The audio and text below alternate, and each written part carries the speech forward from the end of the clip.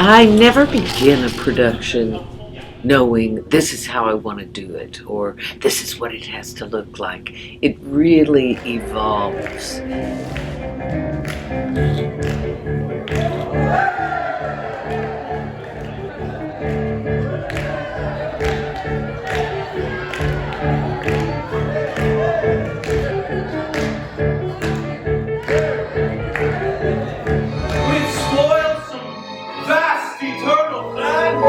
If I were a wealthy man.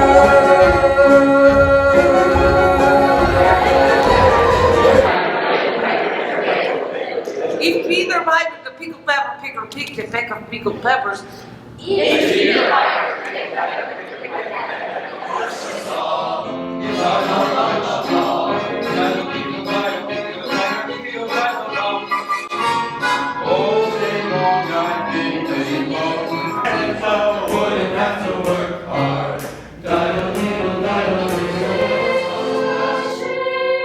It went pretty well. I think there's things that we can improve on. We worked for him for 7 years. We all did our best, and I think we're all going to be pretty happy with the results today.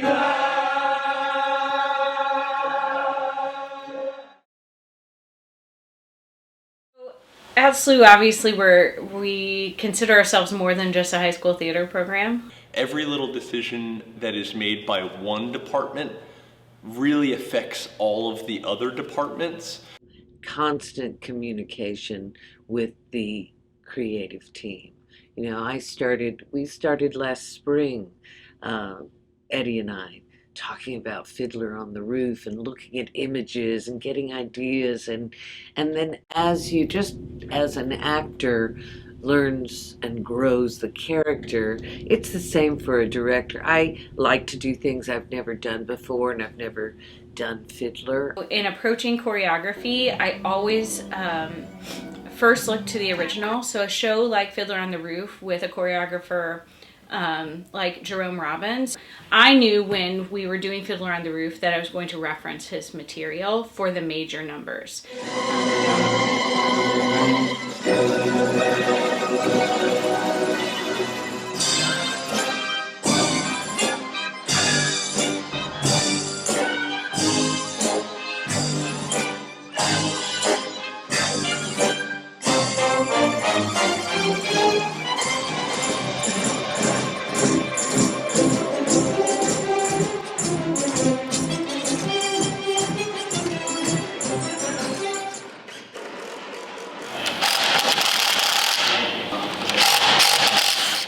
I like to start by dreaming the dream and letting it be impossible, and then taking the time after that dream and then turning it and then making small adjustments, finding what is most important to the dream and the kind of visual project that I'm working on. I felt like we could certainly get the look and the mood and what we wanted within our budgets.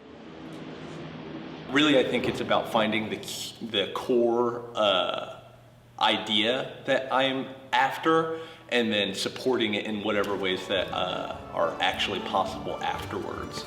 My work, really, in doing this is to try to make the same pictures and try to honor his choreographic work while making it simple enough or simplistic enough that the dancers, the high schoolers, can accomplish it. Go! Right, hop, left, hop, right, hop, left, hook. The biggest challenge is the fact that acoustics can vary from not just space to space, but evening to evening, performance to performance. The audience physically is different. That changes the physics of how the sound works. The performers play differently, the singers sing differently, the speakers speak differently. And so as a sound engineer, a lot of my focus is not just on, being prepared for the show, but reacting and anticipating what kinds of changes to expect and changing things up here just to make sure, we're getting a similar consistent sound every single night. That is a big challenge, but that's part of what makes it fun.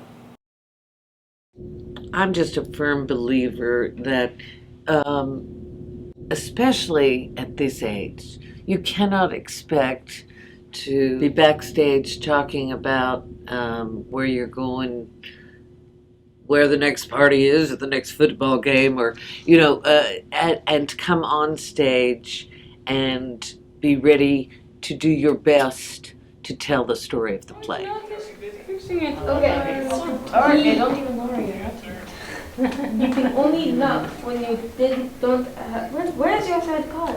You took it.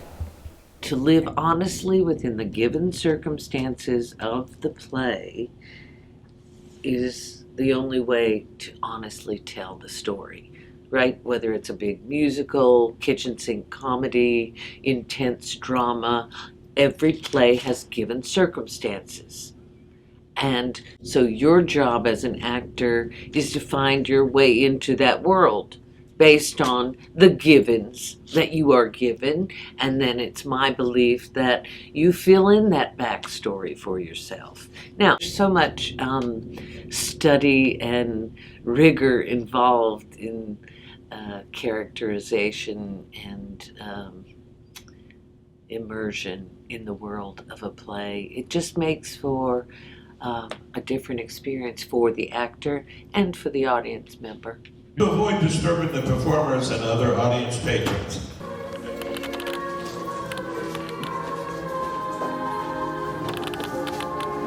God would like us to be joyful even when our hearts lie panting on the floor. Miracles led into the promised land. Wonder of wonders, miracle of miracles. I was afraid that God would frown. But we announced it grandma to our neighbors.